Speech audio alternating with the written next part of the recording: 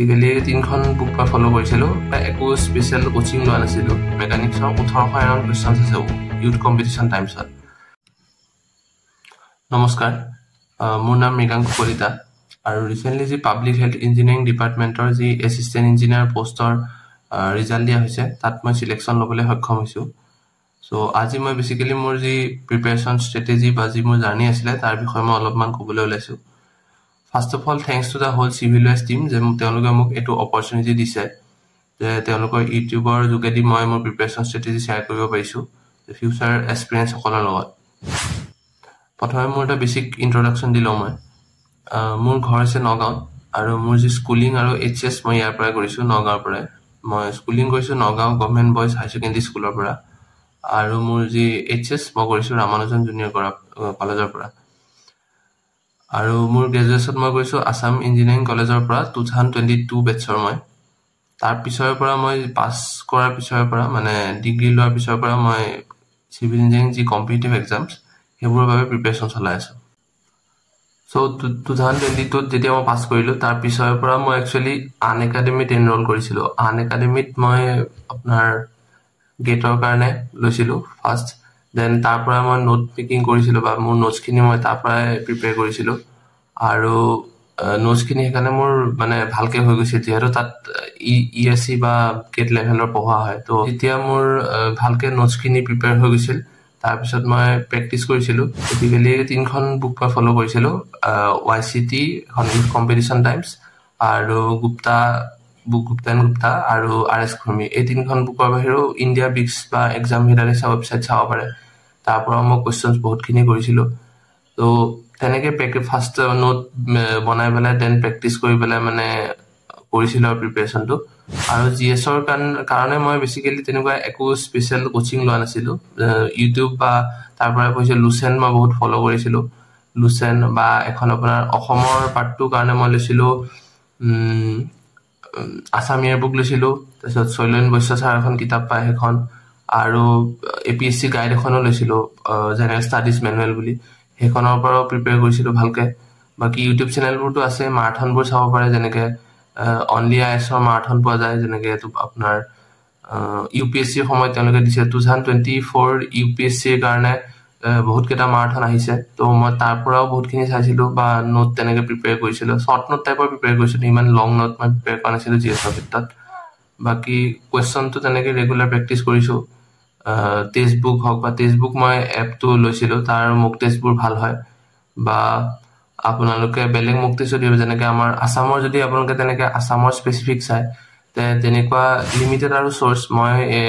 civil ৱাইজৰ যোনটো মোক test series সেইটো মই এটেম্প কৰিছিলোঁ চ' মই যি অলৰেডি কৈছোঁ যে 2022ত মই পাছ আউট হোৱাৰ পিছৰ পৰা মই গেটৰ বাবে প্ৰিপেৰেশ্যন কৰিছিলোঁ 23 তো তাৰপিছতে নটিফিকেশ্যন ওলাইছিল ৱাটাৰ ৰিচোৰ্চ এক্সামৰ ৱাটাৰ ৰিচোৰ্চৰ পিছতে PW দিছোঁ আৰ্বান টেকনিকেল দিছোঁ চ' এই গোটেইকেইটা এক্সাম দিওঁতে মানে এটা তাত চিলেকশ্যন নহ'লেও ধৰক তাৰ পৰা বহুতখিনি শিকিব পাৰিছোঁ যে মোৰ কি ভুল হৈছিল ফাৰ্ষ্টত মই প্ৰথমে যিকেইটা এক্সাম দিছিলোঁ তাত মই এটা ভুল কৰিছিলোঁ যে প্ৰেক্টিছ মোৰ কম আছিল মই থিয়ৰীত বেছি গুৰুত্ব দিছিলোঁ নিউমেৰিকেল বা তেনেকুৱা যিবোৰ বুক পায় YCT বা গুপ্তা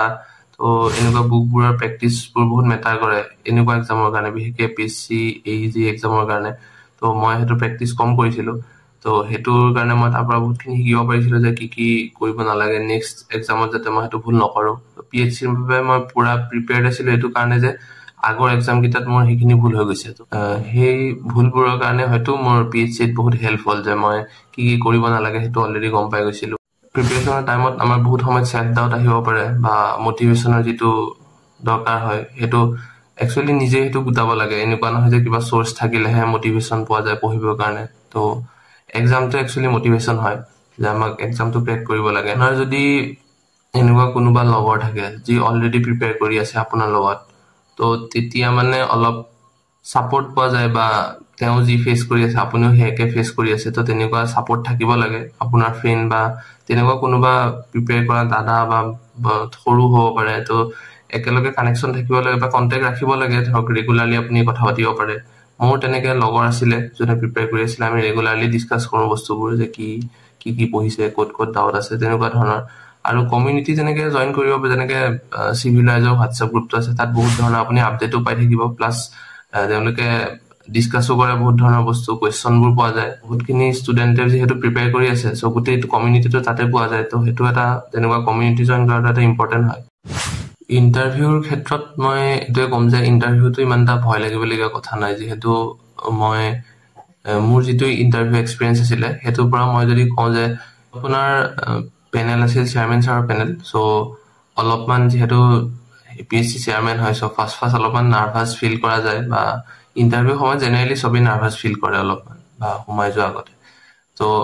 অলপমান ভয় লাগিছিল তেনেকৈ বাট সোমাই যোৱাৰ লগে লগে তেওঁলোকে আপোনাক বহুত কাম কৰি দিয়ে মানে সবৰ ক্ষেত্ৰত এইটো মই অকল মোৰ ক্ষেত্ৰতে কোৱা নাই যি মই কথা পাতিছোঁ সবৰ লগত ইভেন এভৰি পেনেল তেনেকুৱাই হয় যোনজন টেকনিকেল এক্সপাৰ্ট থাকে তেওঁ মই যেহেতু ইণ্টাৰ্ণশ্বিপ পাব্লিক হেল্থ ডিপাৰ্টমেণ্টতে কৰা সো তেওঁ মোক মানে তাৰ বস্তুবোৰ সুধিছে যে কি দেখিলা কি কথা আপোনাৰ ৱাটাৰ ট্ৰিটমেণ্টৰ কথা সুধিলে ডিসইনফেকচন বা হেবোৰ প্ৰসেছৰ কথা সুধিছে ৱাটাৰ ট্ৰিটমেণ্টৰ লগত ৰিলেটেড আৰু মেইনলি ৱাটাৰৰ ওপৰতে গোটেই কোৱেশ্চনখিনি কৰিছে আৰু এটা ইএছআৰৰ কথা সুধিছে যিটো সাৰ্ভিস ৰিজাৰ্ভাৰৰ কথা সুধিছে তো সাৰ্ভিস ৰিজাৰ্ভাৰৰ হাইট বা তেনেকুৱা ধৰণৰ কোৱেশ্চনবোৰ সুধিছে মেইনলি মানে প্ৰেক্টিকেল কথাবোৰ সোধা যায় থিওৰিটিকেল ইমান ডিপ থিওৰিটিকেল কথা নুসুধে বা কিছুমানক মই শুনা মতে যে এপ্লিকেশ্যন বেছ কোৱেশ্চনো সুধিছে যে প্ৰেক্টিকেল সিচুৱেশ্যন এটা দি দিলে আপুনি কেনেকৈ হেতু হ্যান্ডেল কৰিব এজ এন ইঞ্জিনিয়াৰ বা এসিস্টেন্ট ইঞ্জিনিয়াৰ ডিপাৰ্টমেণ্টৰ কেনেকৈ হ্যান্ডেল কৰিব হেতু ওপৰতো কোৱেশ্চন সো গাইডেন্স বুলি ক'লে তেনেকুৱা মই এইটোৱে ক'ম আপোনালোকক যে আপোনালোকে বেছি ফোকাস টেকনিক্যাল পাৰ্টটো দিয়ক কাৰণ টেকনিক্যালটো আপোনাক এনেকুৱা হয় যে টেকনিক্যালত আপুনি পাৰফেক্ট হ'ব পাৰে বাট নন টেক পাৰ্টটোত ইমান পাৰফেক্ট হোৱাটো পসিবল নহয় আপুনি যদি সব পঢ়িও যায় তথাপিও আপুনি এক্সামৰ দিনা গৈ পেলাই হয়তো 50% মাৰ্কস স্কোৰ কৰিব পাৰে কিন্তু আপুনি যদি টেকনিক্যালটো 100% হৈ থাকে দেন আপুনি মেবি 80-90% আপো উঠাব পাৰে সো টেকনিক্যাল পাৰ্টটোত বেছি গুৰুত্ব দিয়াটো বহুত দৰকাৰ যেহেতু সব এক্সামত একে ধৰণৰ টেকনিক্যালি আহি থাকে একেখিনি বস্তু ফলো কৰে কিন্তু নন টেকৰ ক্ষেত্ৰত আপুনি ক'বাত দেখিব যে এপ্টিটিউড বেছি আহিল বা কোনোবা এক্সামত আহিল ধৰক ইকোনমিৰ পৰা কোৱেশ্চনে নাহিল বা তেনেকুৱা সৰু সাবজেক্ট ক'বাত জিওগ্ৰাফি বেছি আহিলে হেতু কাৰণে নন টেক পাৰ্টটোত মই এইটো কোৱা নাই যে নন টেক পাৰ্টটো পুৰা ইগনোৰ কৰিব লাগে নন টেক পাৰ্টটো আপুনি ৰেগুলাৰলি পঢ়ক কিন্তু টেকনিক্যাল পাৰ্টটো আপুনি এনেকুৱা যে ডিসিপ্লিন এটা মেইনটেইন কৰিব লাগে যে ডেইলি যাতে মই ইমানখিনি কোৱেশ্চন আৰু কোৱেশ্চন সলভ কৰাৰ ওপৰত গুৰুত্বটো বেছি দিয়ক যেহেতু থিওৰি অকল জানিলে নহয় কাৰণ এক্সামত কোৱেশ্চনবোৰ এনেকৈ ফ্ৰেম কৰে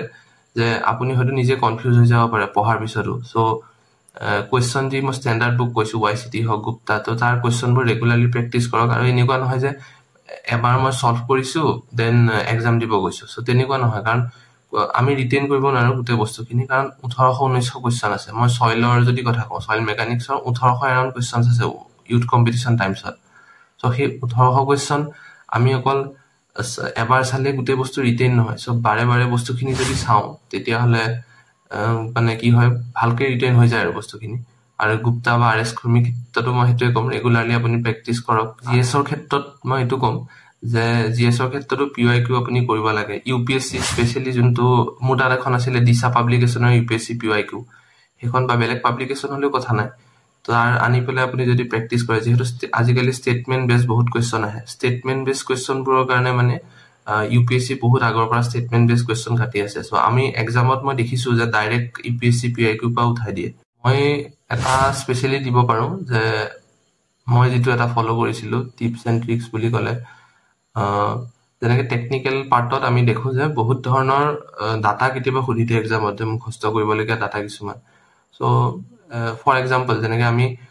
ৰাফটত ক্লেট বা সেণ্ডত সেটেলমেন্ট কিমান হয় ক্লে বা সেণ্ড দুইটাতে বেলেগ পাৰমিসিবল সেটেলমেন্ট কিমান হয় হেতু ওপৰত কোৱেশ্চন আহিছে ধৰক আপোনাৰ এক্সামত আহি দিলে যে ক্লেট ৰাফটৰ কিমান হয় সো আমি হেতু ডাইৰেক্ট কৰিলো কৰি পেলাই আমি দুদিন মান পিছত আকৌ পাহৰি যাম হেতু বস্তু কিন্তু মই কি কৰিছিলো এনেকুৱা ধৰণৰ পইণ্টবোৰ যোনবোৰ মুখস্থ কৰিব লাগে তো তেনেকুৱা ধৰণৰ বস্তুবোৰ মই লিখি ৰাখিছিলো এক্সট্ৰাকে নোট বনাই পেলাই টেকনিক্যালৰ ক্ষেত্ৰত সো হেতু কৰিলে কি হয় আপোনাৰ ৰেগুলাৰ হেবোৰ ৰিভিজন হৈ থাকে তো সেই চাৰ্টখন যেতিয়া আপুনি ৰেগুলাৰ চাই থাকিব এটা সময়ৰ পিছত আৰু আপোনাৰ মানে কোৱেশ্চন আহিলেও আপোনাৰ ডাউট নহয় ধৰক আপুনি ডাইৰেক্ট মনত পৰি যাব সেই চাৰ্টখনলৈ মনত যাব যে ইমান ক্লে হলে ইমান হয় সেন হলে ইমান হয় তো হেতু ইম্পৰ্টেন্ট হয় মই হেতু স্পেশালি কৰিছিলো ইউথ কম্পিটিশনৰ পৰাই মই নোটটো বনাইছিলো ইউথ কম্পিটিশন আমি দেখো যে কুৱেশ্যনছবোৰৰ তলত ভালকে থিয়ৰিটো দিয়া থাকে বা য'ৰ পৰা উঠাই দিয়া হৈছে চাৰ্টখন সেইটো দিয়া থাকে তো মই ৰেগুলাৰ YCTৰ পৰা নোটছ বনাই গৈছিলে তো এক্সামৰ আগত মোৰ সেইটো লাভ হৈছিল যে মই ৰিভিজনৰ কাৰণে আকৌ YCT গোটেই ধৰক এতিয়া যিকোনো এটা টপিকৰ আৰু তাত ৰিপিটো হয় বহুত কুৱেশ্যন যিকোনো এটা ছাবজেক্টৰ ইমানখিনি কুৱেশ্যনছ আকৌ ৰিপিট কৰিব নালাগে মই সেই যোনটো নোট মোৰ আছিলে সেইটো চাই দিলে হৈ যায় কাৰণ তাত স্পেচিয়েলি টাফ কুৱেশ্যনছবোৰ আছিলে একদম বেছিক লেভেলৰ কুৱেশ্যনবোৰতো আমি থিয়ৰি জেনেৰেল পঢ়োৱে পাৰোঁৱে কিন্তু এই মুখস্থ কৰিবলগীয়া যোনবোৰ বস্তু সেইবোৰ মই YCT পৰা স্পেচিয়েলি বনাইছিলোঁ নোট টাইপৰ সেইটো বনালে এক্সামৰ আগত হেল্প হয় বহুতখিনি সেইটোৱে মই ক'ব খোজো GSৰ ক্ষেত্ৰত যদি আমি চাওঁ যে GSত আমাৰ কেনেকুৱা ধৰণৰ কুৱেশ্যন আহে তাত জিঅ'গ্ৰাফিৰ ক্ষেত্ৰত মই এটা ক'ব পাৰোঁ যে আপোনালোকে মেপ ভালকে বনাই ল'ব মেপ লৈ পেলাই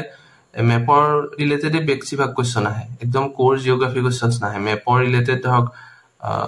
সাউথত কি আছে নৰ্থত কি আছে তো সেইটো কাৰণে মেপবোৰ বনোৱা ইম্পৰ্টেণ্ট হয় যেনেকৈ নেশ্যনেল পাৰ্ক ক'ত কেইখন আছে কি আছে সেইবোৰ যদি বনায় কেতিয়াবা হয়তো এনেকুৱা আহি যাব পাৰে যে সাউথটো নৰ্থ আমি নেশ্যনেল পাৰ্কবোৰ সজাব লাগে তো তেনেকুৱা আহিব পাৰে কুৱেশ্যন বা এৰিয়া ৱাইজ সজাব লাগে তো সেইবোৰ বস্তু আপোনালোকে মেপত ভালকে মেনশ্যন কৰি ল'ব জিঅ'গ্ৰাফিৰ ক্ষেত্ৰত মই কৈছোঁ মেপবোৰ মই নিজে আঁকি লৈছিলোঁ নিজে আঁকি পেলাই তাত মানে মেনশ্যন কৰিছিলোঁ যে কোনখন ক'ত আছে বা তেনেকুৱা যিবোৰ জিঅ'গ্ৰাফিকেল মানে তেনেকুৱা ফিচাৰ্ছ থাকে যেনেকৈ লেক হওক বা মাউণ্টেইন হওক বা আপোনাৰ নেশ্যনেল পাৰ্ক হওক চ' সেইবোৰ ইম্পৰ্টেণ্ট হয় এক্সামৰ কাৰণে ফিউচাৰ এক্সপিৰিয়েঞ্চসকলক মই এইটোৱে ক'ম যে আপোনালোকে যিহেতু এটা গভৰ্ণমেণ্ট জবৰ প্ৰিপেৰেশ্যন বহুত হাৰ্ড মানে এক্সামৰ কথাটোতো পিছতে প্লাছ যিখিনি সময় আমি ৱেইট কৰিব লাগে এৰাউণ্ড গোটেই প্ৰচেছটো শেষ হ'লে 1 year মান টাইম লাগি যায় তাৰ বাহিৰেও আকৌ নটিফিকেশ্যনলৈ ৰখিব লাগে চ' এই প্ৰচেছটো অলপ লম্বা হয় চ' অলপ পেচেঞ্চ থাকিব লাগে পেচেঞ্চটো ৰাখিবই লাগে বাট এইটো কোৱাটো ইজি বাট কৰাটো টান চ' মই এইটোৱে ক'ম যে আপোনালোকে পেচেঞ্চ ৰাখক এক্সামৰ কাৰণে নটিফিকেশ্যনলৈ ৰখি নাথাকিব এতিয়াৰ পৰা প্ৰিপেৰেশ্যন কৰিলেহে নটিফিকেশ্যন ওলালে আপোনালোকৰ প্ৰিপেৰেশ্যনটো কমপ্লিট হ'বগৈ চ' মই সেইখিনি ক'ম যে এতিয়াৰ পৰা প্ৰিপেৰেশ্যন ষ্টাৰ্ট কৰক নেক্সট ইয়াৰ বা এই বছৰতে আৰু যি এক্সামছ আছে তাৰ কাৰণে এতিয়াৰ পৰা প্ৰিপেৰেশ্যন ষ্টাৰ্ট দিয়ক যাতে আপোনালোকে সময়ত গোটেইখিনি বস্তু কমপ্লিট কৰি ল'ব পাৰে আৰু এক্সামটো তেনেকুৱাই হয় APSC এক্সামবোৰ তেনেকুৱাই হয় যে প্ৰিপেৰেশ্যনৰ ওপৰতে গোটেইখিনি মেটাৰ কৰে এনেকুৱা নহয় যে এক্সামৰ লেভেলটো বহুত হাৰ্ড হয় প্ৰিপেৰেশ্যন যদি আপুনি 100% কৰিছে দেন চিলেকশ্যনটো অলমষ্ট গেৰেণ্টিডে হয়